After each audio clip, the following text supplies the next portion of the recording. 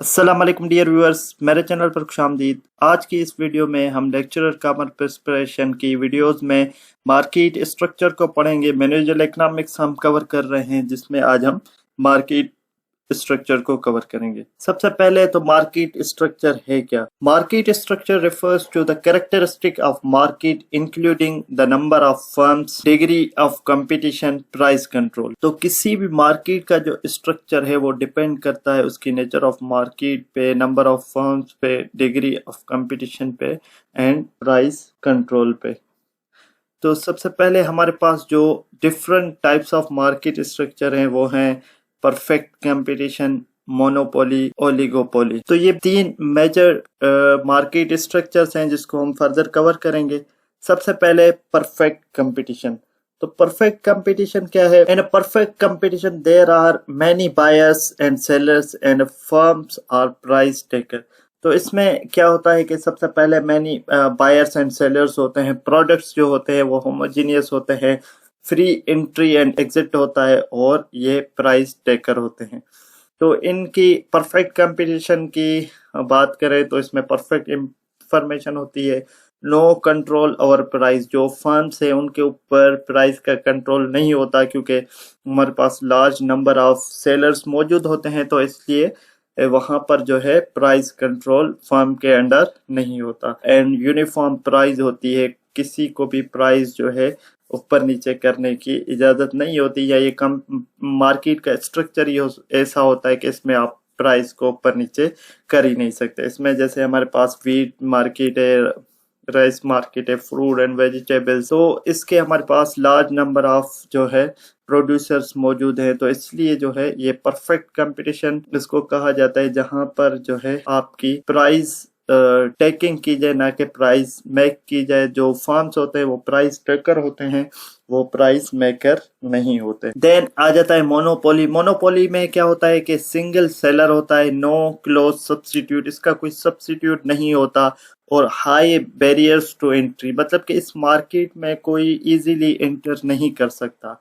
और ये जो मोनोपोली मार्केट होती है ये क्या होता है? ये प्राइस मेकर होते हैं, जो भी प्राइस रख लें वो एक्सेप्ट करनी पड़ती है। जैसे आप इस कंट्री में देखते हैं कि इलेक्ट्रिसिटी है, इस पे क्या होता है कि कंट्रोल ओवर प्राइस होता है, रेस्ट्रिक्टेड एंट्री होती है और सुपर नॉर्मल प्रॉफिट। इसके फीचर्स क्या होते हैं? सुपर नॉर्मल प्रॉफिट होता है, ये हमेशा प्रॉफिट में ही, इस मार्केट में जो एग्जिस्ट करते हैं वो मोस्टली प्रॉफिट में ही चलते रहते हैं। इसमें जो इस मुल्क में सबसे बड़ा एग्जांपल है वो है इलेक्ट्रिसिटी। जो आप देख रहे होंगे कि हर एरिया की बस एक ही कोई इलेक्ट्रिक कंपनी है जो इलेक्ट्रिसिटी सप्लाई कर रही होती है, तो वो जो भी प्राइस रखेगी पर यूनिट वो एक्सेप्ट करनी पड़ती है।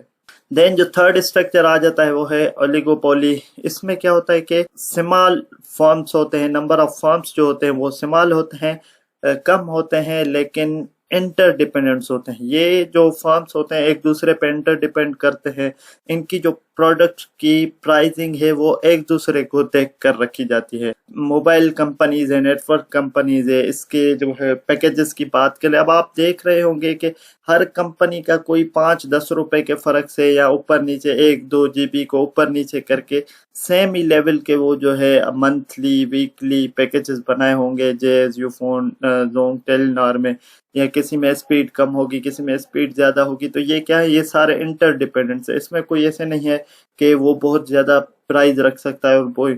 ऐसे ही हमारे पास दूसरा एग्जांपल ले लें तो मोबाइल कंपनीज के, अगर कोई 8 GB रैम का मोबाइल फोन है और 128 GB उसकी मेमोरी है, तो ऐसे ही आगे पीछे करके 1-2 हज़ार 500 का फर्क रख के ही उसकी प्राइस डिसाइड की जाती है। तो ये सारे जो हमारे पास होते हैं ये ओलिगोपोली मार्केट के जो है एग्जांपल्स हैं।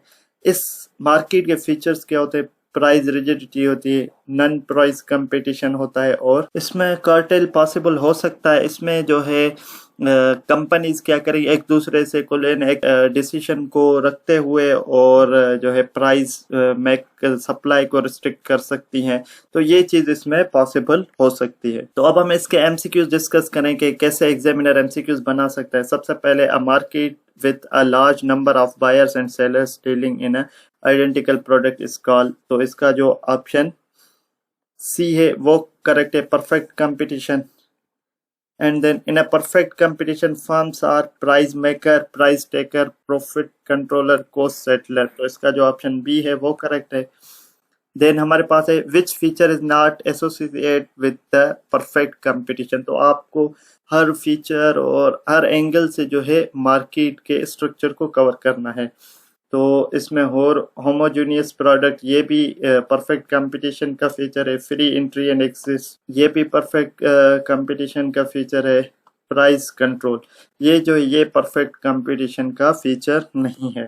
तो इसका जो ऑप्शन सी है वो करेक्ट है। Then a monopoly market is characterized by many seller, few seller, single seller, many buyers. जो इसका ऑप्शन सी है वो करेक्ट है, single seller. Then the main reason for the monopoly existence, free entry, low cost, perfect competition, barriers to entry. तो इसका जो option D है वो करेक्ट है। Then oligopoly is a market with few firms, two firms only, one firms, many firms. इसका जो option A है वो करेक्ट है।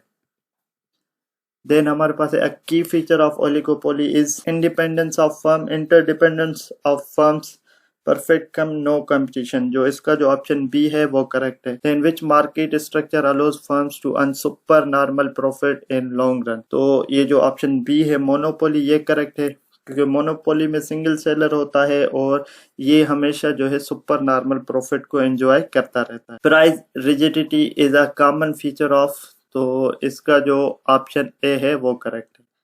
Then which of the following industry is the closest to the oligopoly? Agriculture, electricity, street vendor, telecom sector। तो इसका जो option D है वो करेक्ट है। तो आपने देखा कि डिफरेंट एंगल से इस टॉपिक में से क्वेश्चन बन सकते हैं। तो इसके लिए आपको मार्केट का स्ट्रक्चर, उसके फीचर्स, उसके मेन पॉइंट्स उसकी क्लियर होनी चाहिए। उम्मीद करता हूँ आप ये लेक्चर ज़रूर पसंद आया होगा। मजीद ऐसे इन्फॉर्मेटिव वीडियोस के लिए मेरे चैनल को लाइक करें, सब्सक्राइब करें, ताकि आने वाली जो भी नई वीडियो वो आप तक पहुँच सके। अल्लाह हाफिज़।